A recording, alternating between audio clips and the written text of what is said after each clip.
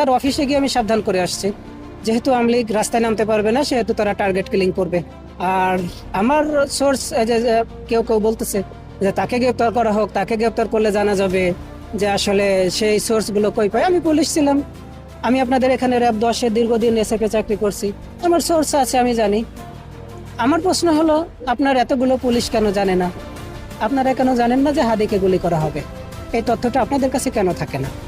আজকে আমার একটু আসতে দেরি হয়ে গেছে, হাদি ভাইকে বলছিলাম যে 2 দিন আপনার সাথে থাকবো, কথা দিয়েছিলাম, কিন্তু আজকে সকালে ঠিক সময় বেরোইছি উত্তরা থেকে, দেখি মেট্রো বন্ধ। আমার পকেটে টাকা ছিল না, যার কারণে আমি লোকাল বাসে আমার আসতে হয়েছে। আমি আসতে আসতে একটু সময় লেগে গেছে, জ্যামের শহর ঢাকা, আসতে সময় লেগে গেছে। এর মাঝে শুনি যে ভাইকে গুলি করা হয়ে গেছে, শুট করা হয়ে গেছে।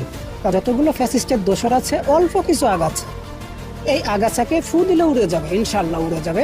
আল্লাহ যদি আমাকে বাঁচিয়ে রাখে, আল্লাহ যদি হাদি ভাইকে বাঁচিয়ে রাখে, এই জুলাইয়ের এই অগ্র সৈনিক যারা আছে এদেরকে বাঁচিয়ে রাখে, ইনশাল্লাহ আপনাদের মাধ্যমে কথা দিলাম, এই আগাছাগুলো তুলে ফেলবো ইনশাল্লাহ।